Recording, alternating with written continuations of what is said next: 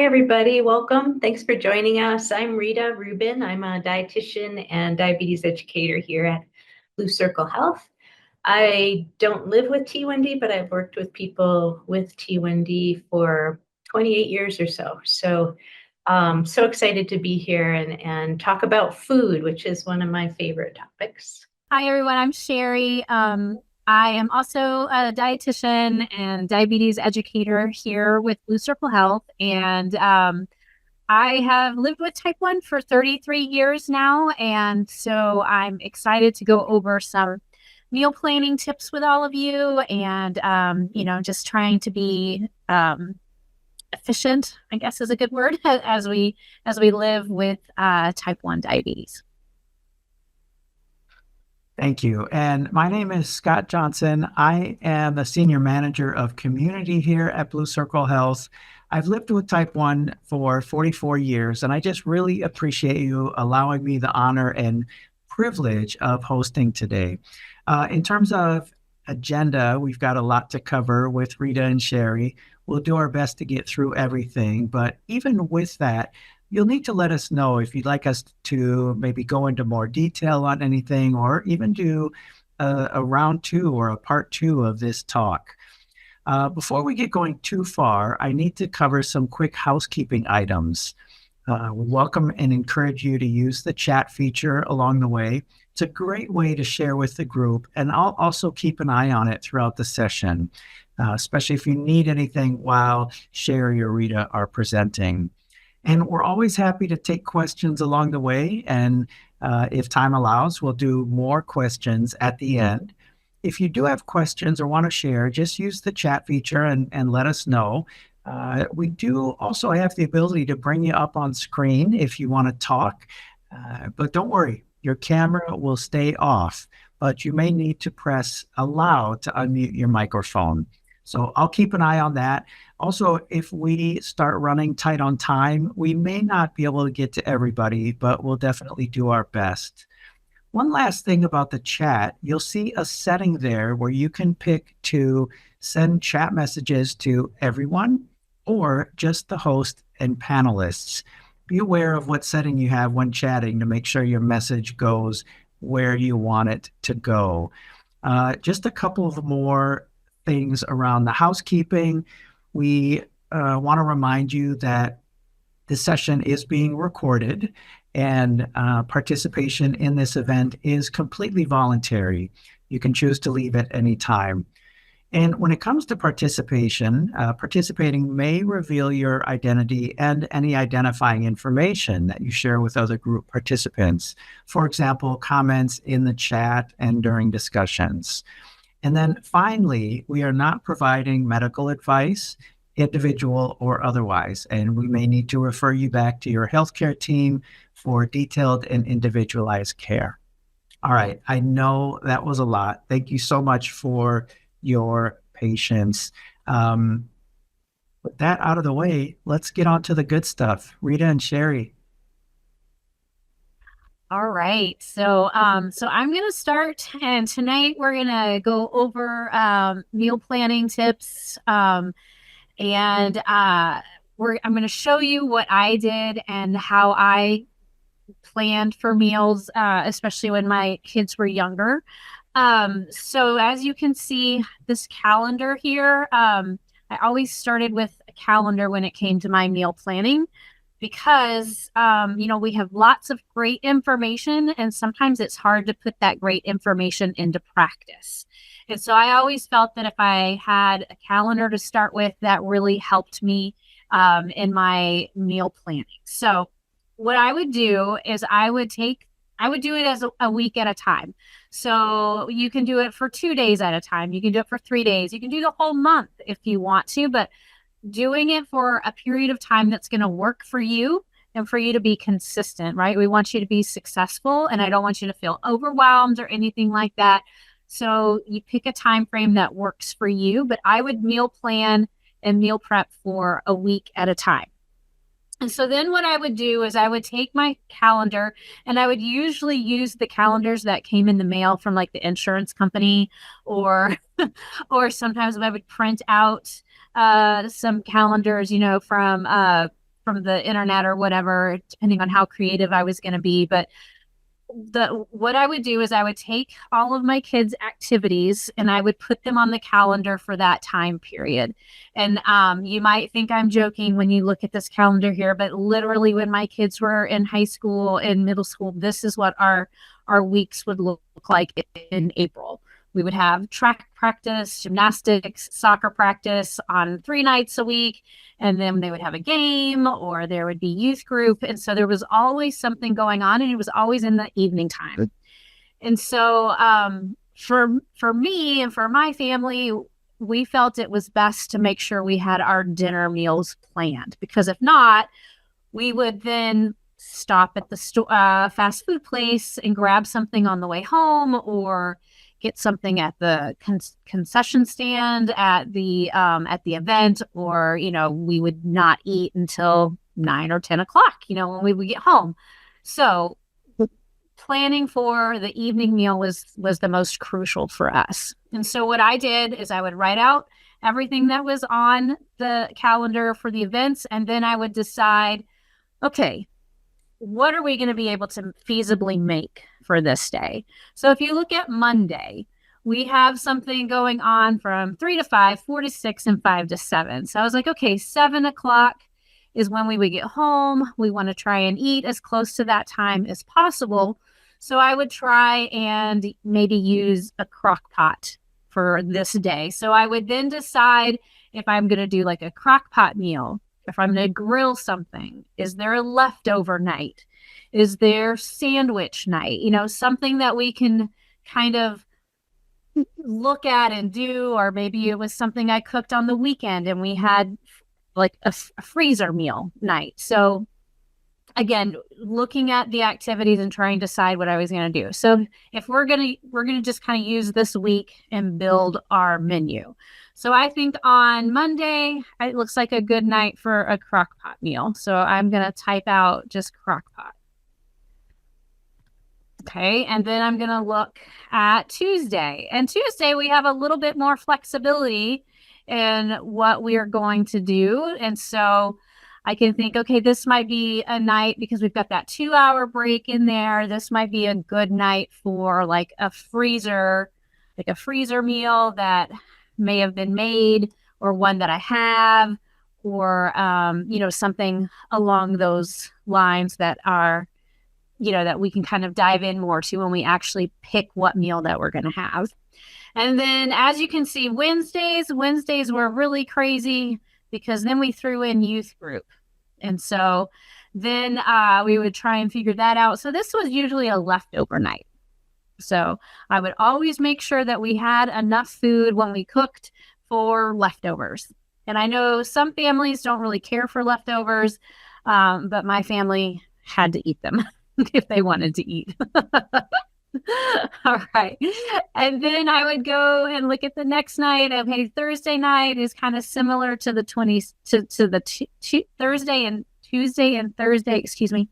They were kind of similar. So we might do either another freezer meal or possibly have something ready to go. And I would try and have it, a good cook night. So I would just say that would be a cook night. Okay. And then again, Friday was another really busy one. And so that would also be possibly another crock pot meal. So once I establish what type of meal we were going to have, then I would start building what the actual meal was going to be. Okay.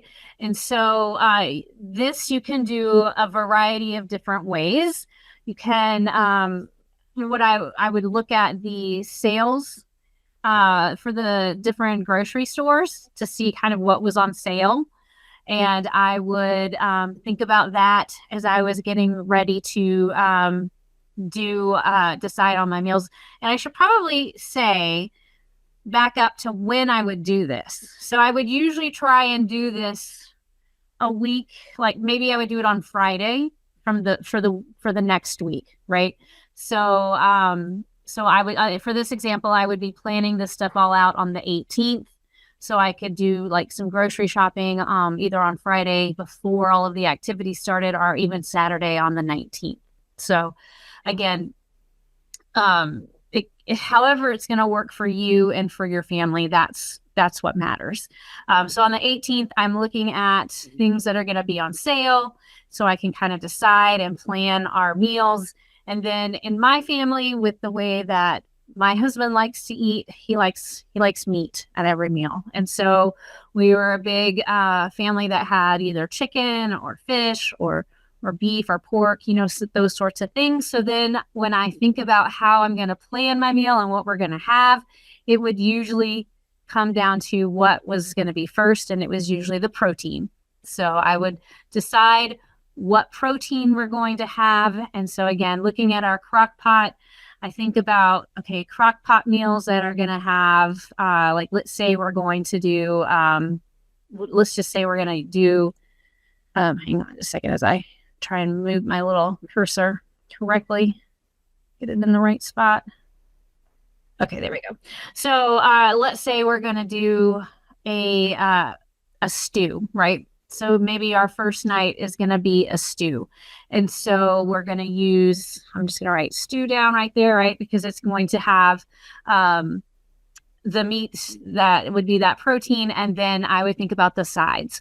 So as I do this, I would have another piece of paper over here or to the side. Maybe it was an envelope that I found that needed to be thrown away, or the back of a kid's piece of paper that I didn't need anymore. So whatever it was, this is where I would kind of start my grocery list. So I would write Monday, and I then would write like we're having stew. And then it's like, okay, what do we need for stew? We need the protein. We would need like whatever the beef was. And then like if we added potatoes, carrots,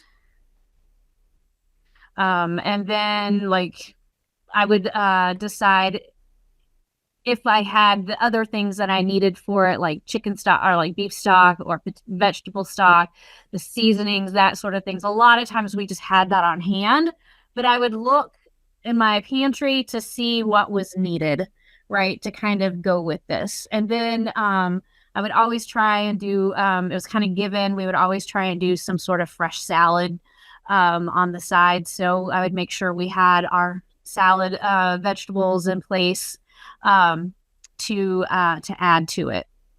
And so that's how I start to build my grocery list.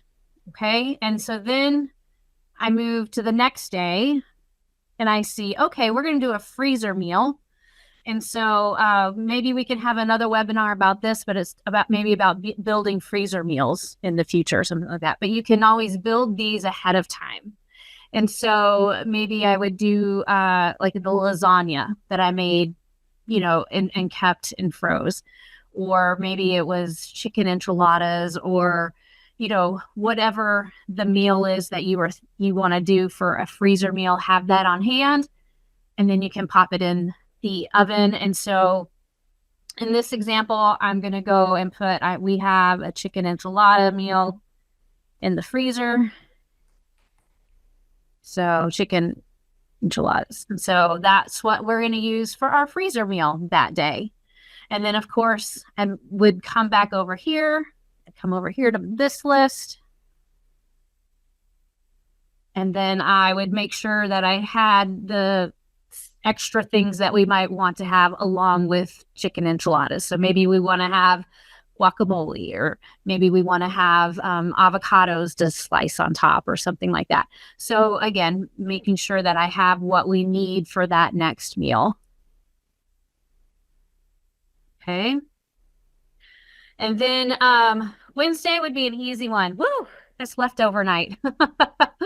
So leftover night, the kids would get to have leftovers, or maybe they're going to do like sandwiches if they don't want it, but they're kind of on their own at this point. We're still there eating as a family, but they would have the option for either leftovers, or maybe they could make themselves a sandwich, right? So we would make sure we had things available for either a sandwich or the leftovers. So again, whatever works for you and for your family, that is how it's gonna, that's the answer, right? There's no right or wrong way about meal planning or meal prepping. It's really what is going to be work for you and either yourself or your family, and what you can be consistent with and stick to. Okay. And then we would come over here Thursday. Thursday is going to be cook night. So what are we going to have for our cook night? Well, I saw Rita's cooking show the other day, and she made fantastic soup. And so I'm going to use Rita's soup. And that's what we're going to have for Thursday.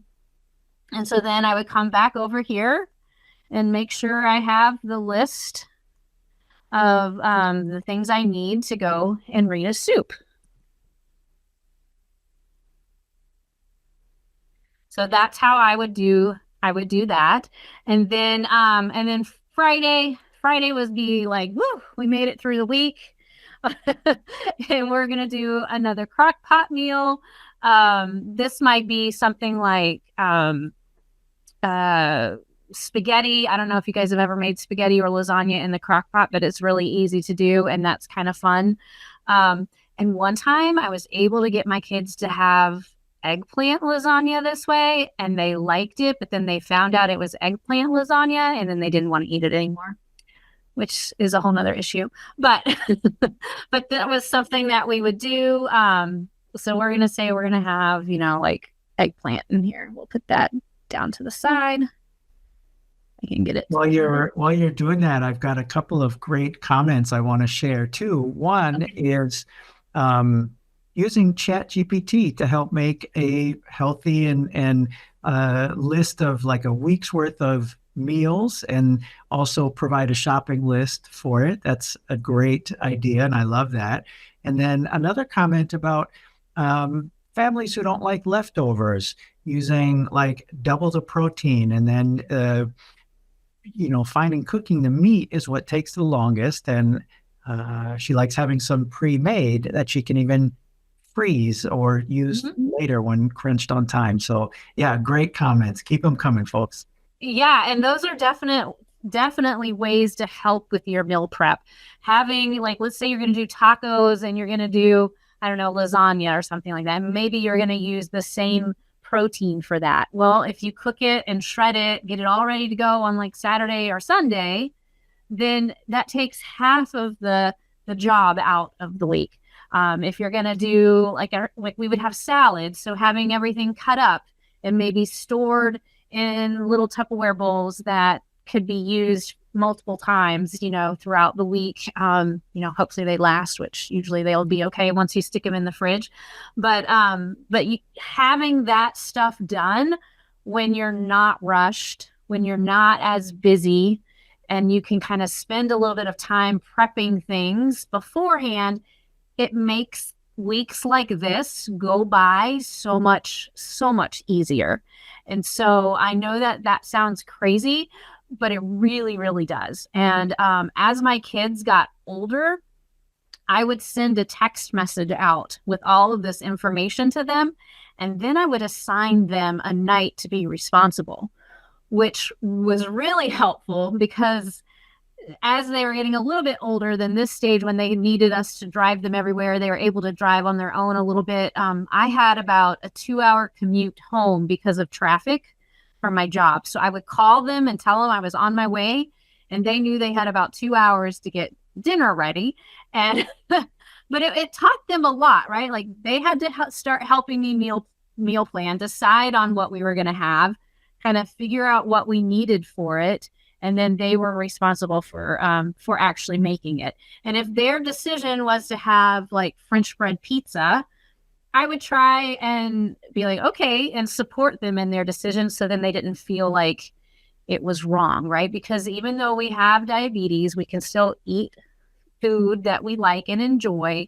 We bolus for it correctly, helping us stay on track with all of that stuff. But having that plan is what is so important and helps us stay, I think, on track. So anyways, it's whatever works for you and for your family, but putting it into practice, writing it down, using the apps that are now available. There's tons of apps that you can use that can help you meal plan, just like someone has suggested with using the chat GPT and meal planning and all of that stuff. You can probably select things that you're allergic to, select things that you don't like, so then they don't provide you with those meal options. Pinterest is another one that's really good, where you can go in and decide on what you want to eat. But hopefully this has kind of given you some ideas of how to take steps.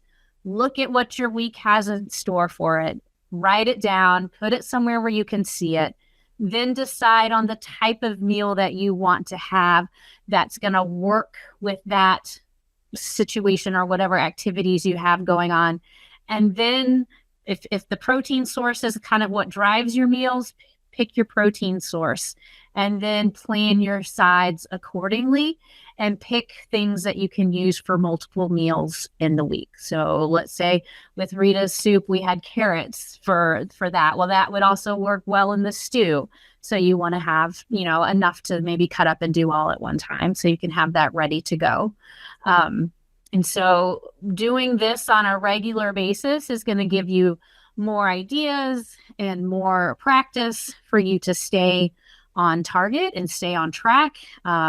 It helps with it helps with weight loss if you're looking for weight loss and that sort of stuff too. So, and again, blood sugar management, it helps with all of this too. So I will stop and pause here if you have any questions. I've got a question. I'm wondering about, as you're thinking through your meal plan, you might consider, okay, I know that, maybe this meal keeps well in a Tupperware or something that I can bring for lunch. And do you kind of incorporate that into your thinking? Yeah, definitely. Because some meals aren't going to do like freeze well, right? And so even for some of those things, like on my cook night, if it was Rita soup and I knew it froze well, I might do a double batch, right? So I can go ahead and freeze it at that point in time. So yeah, that would definitely be some of the thought process going through that and knowing how it's going to last. And if it doesn't work well the first time you have it, then okay, maybe this is not going to be something that we're going to have, nobody's going to want to eat these leftovers, right? So that may be something that you don't use next time, or have a smaller batch of it or something like that. Another couple of great comments. But kind of a +1 for what you said about checking the sale ads, and a fun comment about when the kids ask what's for dinner, and she would say, well, whatever's on sale. That makes me smile. And then kids competing to be the first one home to cook dinner, because whoever didn't cook dinner had to do all the dishes. So that's that's a good one. Yeah, for sure. Yeah, I like that. Somebody just, when you were saying that, I was thought of something else really important to say, but now I can't remember what it was. It just left my brain. But what was it? It'll come to me. But yeah, it was something that we enjoyed. Well, I enjoyed doing it. And it's funny because now my kids are older. My oldest two are 24, and one of them is married with his own kid. And he's like, plating food is hard. Like, I have to decide what to eat. I'm like, yeah, you do. And you don't live with me, so I don't have to do it for you. So, but it's kind of funny. I'm like, well, remember those days that you used to do this sort of stuff, and watching him incorporate some of these same things into he and his wife's, and they have a little 18-month-old. And so watching him now try and figure out and help his wife plan meals and stuff like that is kind of fun to watch. So yeah. Anything else? Some love for farmers markets and things that are coming into season and taking advantage of that. So also great point. Yes, definitely. Yeah. Yep. Well, this was great.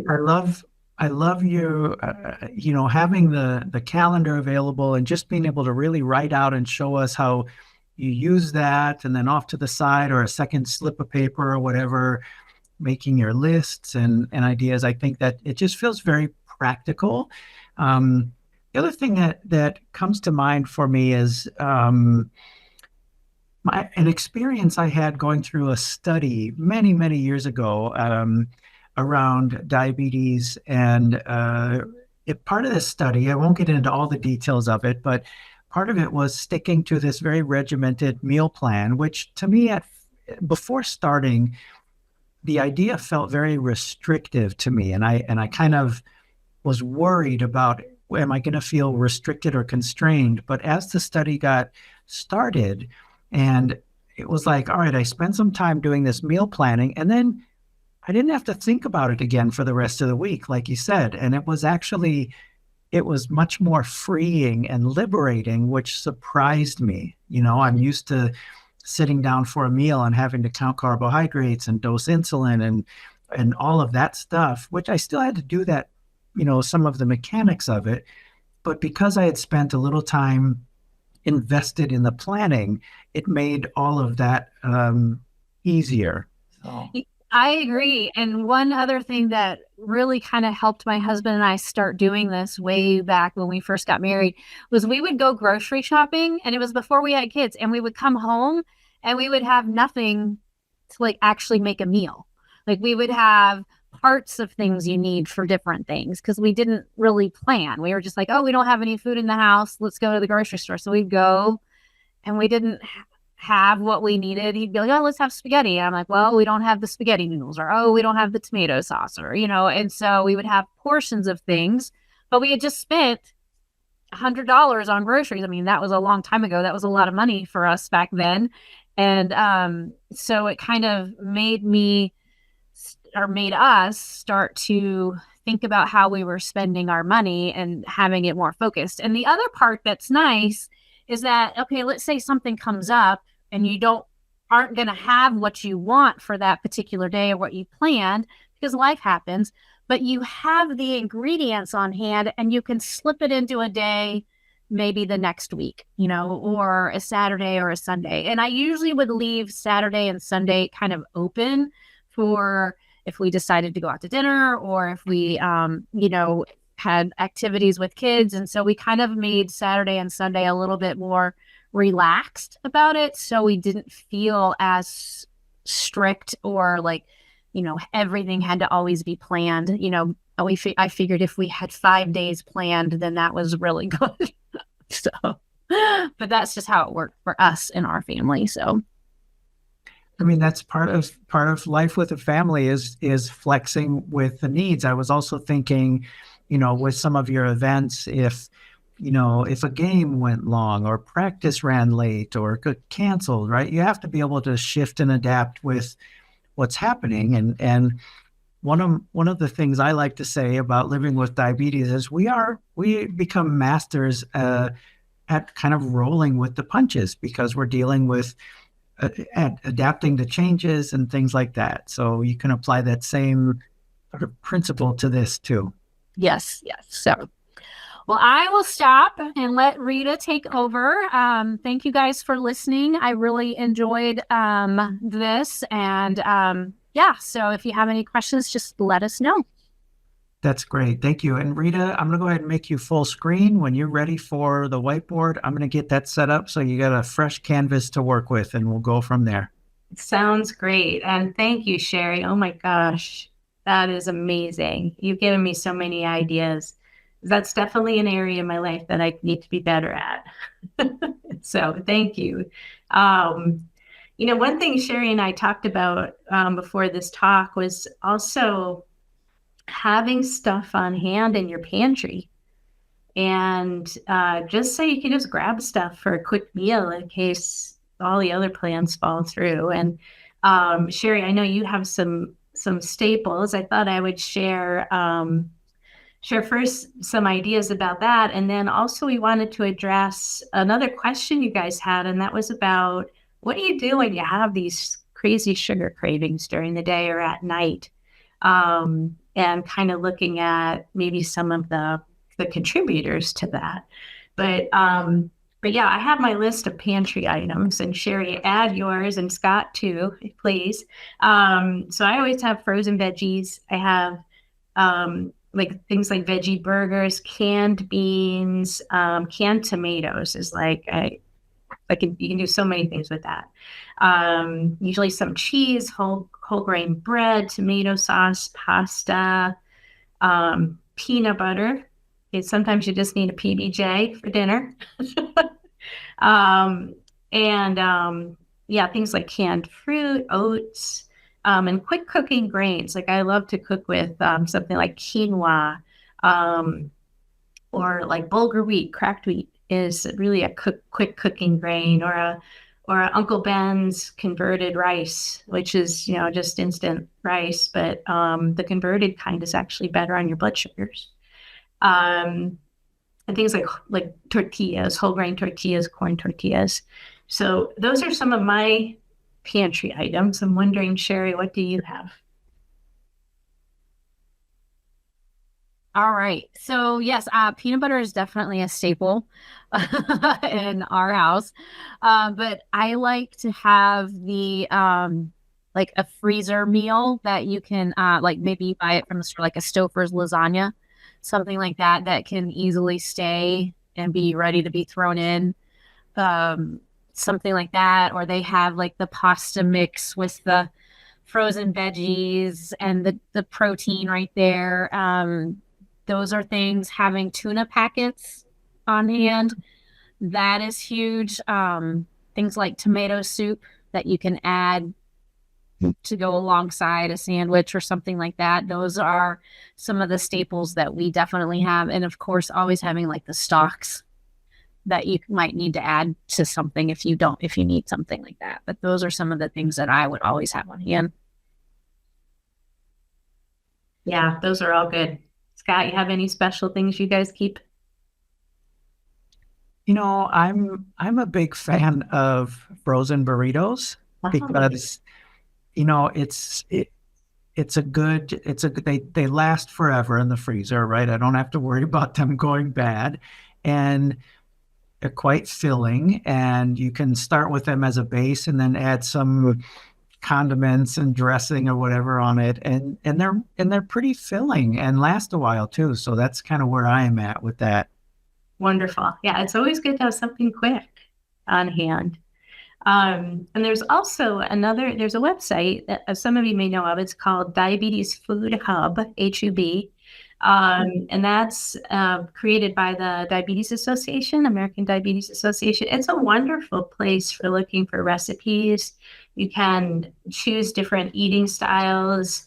You can create, if you have an account and it's free, you can create a meal plan, and it will create a shopping list for you. So that's a nice resource as well for meal planning. Any other thoughts or questions about that?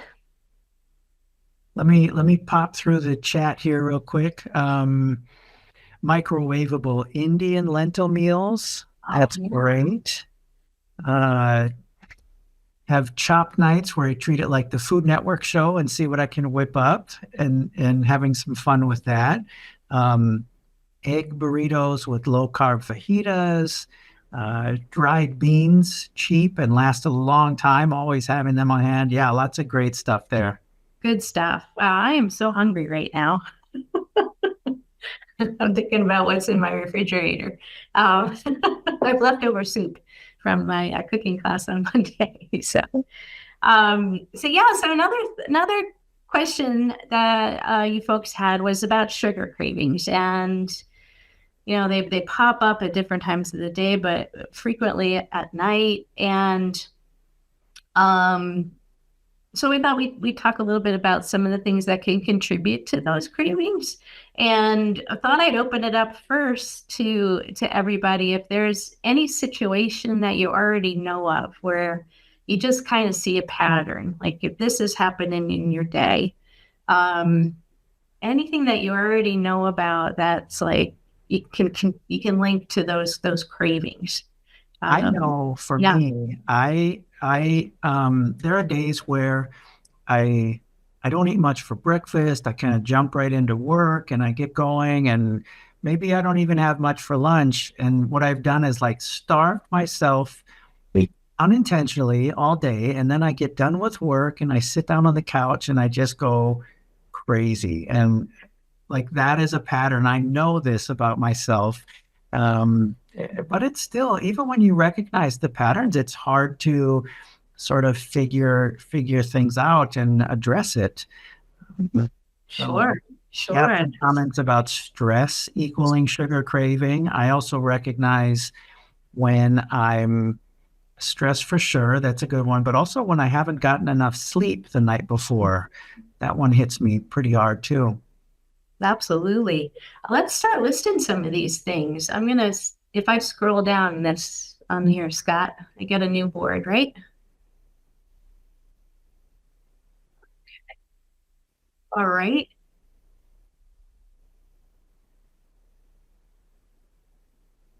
All right, great. So let's just start listing some of those things. So one is Scott mentioned not eating enough during the day.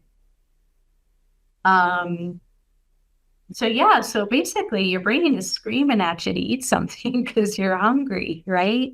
You haven't gotten enough nourishment during the day. And usually when that happens, I mean, your brain is very much focused on making sure that we eat because that keeps us alive and healthy. So if you do go for long periods of time, and you notice, oh my gosh, I'm like craving a Snickers bar, a good thing to ask is just, what did I eat today? And am I just hungry? So, sometimes we get down on ourselves for craving sweets, but yeah, sometimes it's just your body needs some food. The other thing that you mentioned was stress and also fatigue or lack of sleep. With these, I think both of these are connected in that when our energy is low, another thing your brain does is it tries to wake us up to get us, to feel better, to have some energy to go through the day or to do whatever we need to do. And one of the ways that you can increase your energy is to eat some sugar, right? Yeah. It sometimes is a short fix, a quick fix that might not last, but it's just kind of another adaptation for your brain to say, hey, we gotta get something going here. So let's wake up.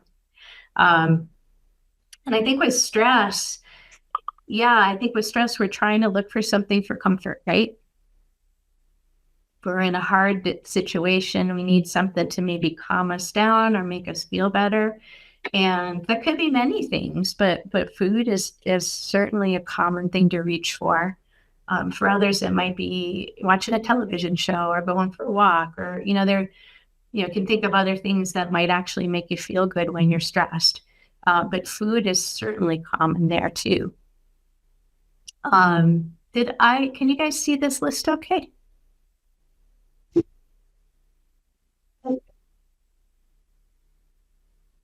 Okay, great. Wonderful. Any other thoughts of things that you already know? So I have a bunch more to talk about, but anything else that is like one of those contributors? I'm going to write one of them here. How about low blood sugar? Right? So obviously, yeah, when you're going into that space of going low, again, your brain is in a bit of a panic. Your body's in a panic. So it's going to want you to, and you may not even notice that you're going low, or you may not even be low, but you're heading that direction. You do that, got that arrow pointing straight down. So just being aware of, gosh, what are my blood sugars right now? Is that why I'm craving some sugar? That's a big one for me. I really struggle to not eat everything in sight when I'm low. Sure. Right? Again, that's just your brain trying to keep you alive. It's a survival mechanism. So there's no shame about it. It's just what you need to do to get out of a dangerous situation. The other thing that can cause cravings, have you ever had high blood sugar and craved sugar?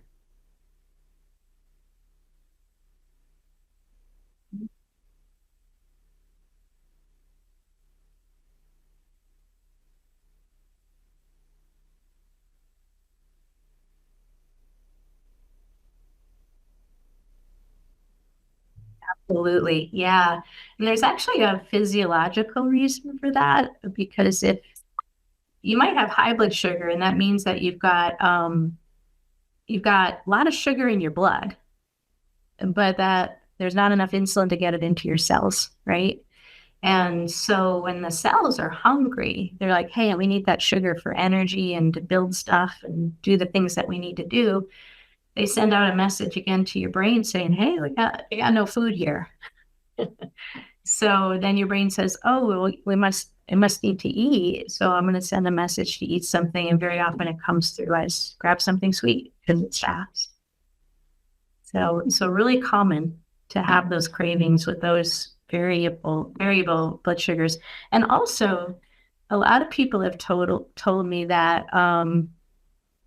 that when their blood sugars are going all over the place. So there's highs, there's lows, there's just kind of like wonky. I've had a lot of folks tell me that they will often get those cravings as well when things aren't running so smooth. So yeah, another one that sometimes causes sugar cravings is dehydration.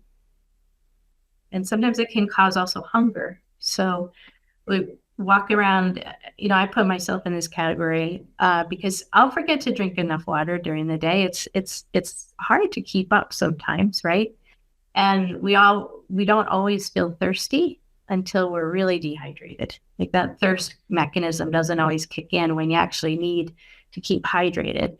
So dehydration can also be a kind of a confused message in your brain saying, hey, we're not, because dehydration, we need water to actually get sugar to move out of storage, out of our liver, out of our muscle cells. And so when we're dehydrated, that doesn't happen so often or so well. And so that can cause that craving as well, either sugar or just hunger in general. We've got another comment talking about post exercise, which that one can be a tricky one too, because you go and you work out and you think like, okay, I need to refuel, or I've earned this meal, but it's so easy to it's easy to eat way more than you've worked out, right? It sure is, because if you ever track those calories on your exercise bike or something, you're like, that's all. I'm sure I burned double those calories. A stupid bike. It doesn't know anything, right? Post-exercise. So I think it is actually a good idea to eat a little something after exercise. It does have benefits. So you've been working your muscles, you need a little nutrients, some protein, some to rebuild those muscle cells, to refill the glucose stores in the muscle and the liver. And I'd say a trick would be can you think of more of a balanced snack that would provide some carbohydrates, some protein, maybe a little healthy fat, and that is satisfying, and can kind of get you through that post-exercise need to eat to the next meal, to when you can actually sit down and eat. One of my favorite post-exercise snacks is peanut butter and some whole grain crackers, or I might have some fruit and some nuts, or I love dried figs. So I'll do figs, and peanut butter plays a prominent role in my diet, as you can see. I'm wondering, does anybody else have some post-exercise snacks that sort of give you that, like, okay, I feel better now, I had something to eat, but don't necessarily undo what you just did or keep you from getting to where you want to go with your exercise? Sometimes I'll do a protein drink, like a protein shake or something, that will add a lot of protein to my diet, but then that helps me not feel as hungry for sure. Great. Yeah. All right. So another thing that I've noticed is this is not meant to be pejorative or mean, but mindless eating, because we all do it, myself included. Right? this is kind of that pattern during the day. Like maybe you're running around, you're busy, and you're grabbing your breakfast as you go out the door, you're eating at your desk while you're working, or you got kids to take care of and you're a mom or a dad and you're making food and you're eating while you're making food. And so, or, we just eat while we're distracted. And it can contribute to cravings later on, because again, your brain doesn't really realize that you ate. So if we're like rushing around and we're distracted, because again, your brain really wants to keep track of what you're eating, how much you're eating, are you getting enough food, nutrients, are we sustaining our health, our bodies? And if your brain thinks, I don't think I ate, it's going to send out that message to eat some more. And it could be sweets. I call this like the head in the refrigerator syndrome, where you just ate a meal, you're probably even full, physically full, but you're like, I think I need something else. I don't know what it is, but I know there's something out there that will satisfy me. So I don't know. Has anybody else experienced that? Like it's a little bit like going through the day, like Scott was saying, like going through the day and not eating enough food. It can also be like going through the day and getting food, but not really sitting down to a meal. Yeah, we've got a great comment about whenever someone feels hungry, they make themselves drink some water beforehand to make sure it's, kind of touches back on the dehydration.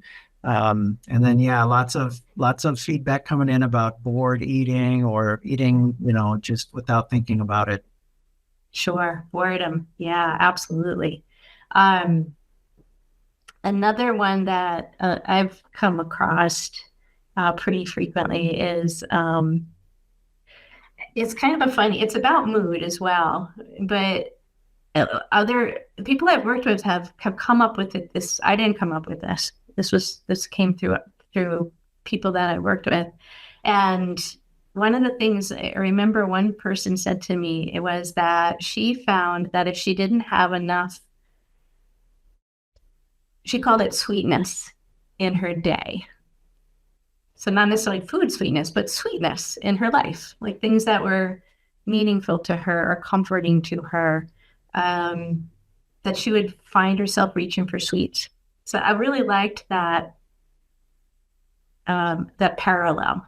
So, and that can tie in with our mood for sure. If we're drained, we're putting all our energy out to wherever, taking care of our families or work or whatever, our diabetes, and you're not getting enough to fill your coffers, right? That can often, I think, very much trigger sweet cravings, because again, you're looking to comfort yourself, you're looking for some treats. It's a pretty natural reaction, I think. Yeah, I'd say it also ties in with the stress, right? If I had something that made my mood tank, that stresses me out, or they're very closely aligned, aren't they? They are, very much. Yep. And then another thing is just routine and habit. Because I mean, we all have habits and routines, and as Scott was saying earlier, a habit is like a relief to our brains. Like it's something that we know how to do and when to do, and we don't have to think about it, right? Something that happens automatically. So I think that, a routine of having something sweet at the end of the day can just be that. And it's something that feels good, and it's just something that you do. So again, it doesn't have to be anything like terribly wrong going on. It's just have something sweet. So I thought we could talk a little bit about some strategies, and I'm curious about all of you here tonight. What strategies do you have if you're noticing, gosh, I've been eating a lot of sugar, or I'm having these cravings for sugar right now. I want to eat something sweet, but not throw things all out of whack. What are some of the strategies that you already work with? that you Yeah, found? there's a lot of comments coming in about when time is at a minimum or someone's rushed, they might use a healthy protein shake to help them, satisfy what their body needs and help them sort of feel better. And I also I try and make use of routines and habits as much as I can, right? It's again, my brain doesn't have to think about as much stuff. I also know that if I get into a routine with breakfast, for example, and then if I can make a small positive adjustment in my breakfast, then that multiplies out through the week because it's become a routine and a habit for me. So being able to find opportunities to make those smart swaps or those little adjustments kind of is an easy way for me to do it.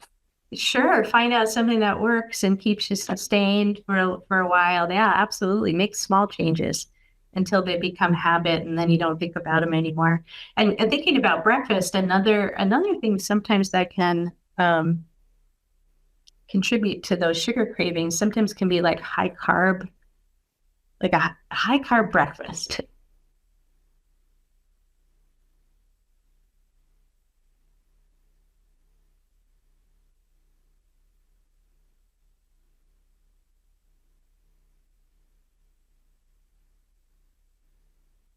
Else, because they're going to sustain you. They're not going to necessarily shoot your blood sugars up really fast. Be sustaining to you in the long term, where you've got some satiety or satisfaction after the meal, and that can very often help with diminishing some of those sugar cravings as well. We've got a great comment. She says if she doesn't eat at least 20 grams of protein or doesn't get at least 20 grams of protein with breakfast, she turns into a hangry, carb-eating monster the rest of the day. And I just think, like, what a terrific insight to learn that about yourself. And now you know and can set yourself up for success the rest of the day. I love that. That is wonderful insight. Yep. I think that happens a lot, myself included. Definitely. Another thought is, this is a trick I learned in a training course I took a while ago, and it was, if you're going to eat something sweet,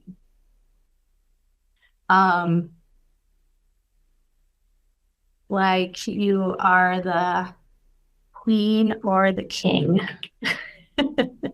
So the idea is, I'm going to sit down, I'm going to have my something sweet on a plate, and I'm going to take my time. I'm going to savor this. I'm going to stick my pinky up in the air and eat it with some style.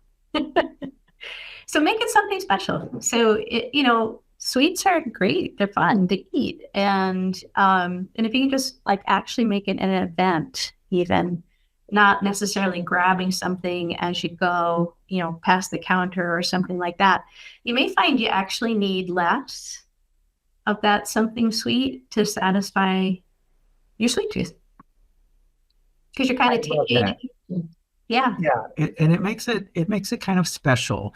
Isn't there something also I've heard, and I've experienced this as well too, where it's really, for me, the first few bites of something, if I'm craving something sweet and I dish out a big dish of whatever it is, maybe some ice cream or whatever, right? I really enjoy those first few bites, but by the time I get halfway through it, it's not the same reward as before. And that's something you can use to your advantage as well, right? Absolutely. There's a couple pieces in there. Is try a smaller serving dish, right? So if it's ice cream and you have you get out the big bowl, go to the next size down. Because if it's a smaller, like you were saying, Scott, if it's a smaller portion, chances are you'll be fine with it. And then as much as you can, slow down. I've found that slowing down can be such a key strategy with eating anything, a meal, a snack, a sweet, anything, and just slow down. Like you were just saying, just take a bite and really savor that. And very often you'll find after 3 or 4 bites, you're kind of, that was good. I'm done. Yeah, that makes sense. Um, I love this tip. She tells herself that this won't be the last time I can eat something. You know, you can have a little bit because I can always go back to it in moderation again in the future. So I love that approach. Great tip. Absolutely. Yeah. Good to remember that. Yeah. And Any so, other? folks, we've got just a few minutes left. Yeah. If you've got any other burning questions or things you would like Rita and Sherry to cover, now's the time. We've got about 3 minutes left. But otherwise, this is great so far. I love the tips. I love the chat interactions. Everything is good. I thought of another thing I try to always have on hand. A quick meal I always make are scrambled eggs, and you just like scrambled eggs and toast, or scrambled eggs, and I'll like saute some greens with garlic. Like so, eggs are another staple as long as you can find them. Yeah, yeah. We've had some great feedback about eggs in the chat too. So you are not alone with that one. Yep. Yeah, she says she uses eggs for everything. Yeah, that's fun. I love it. Yep. Yep. They're quick, easy protein. Absolutely.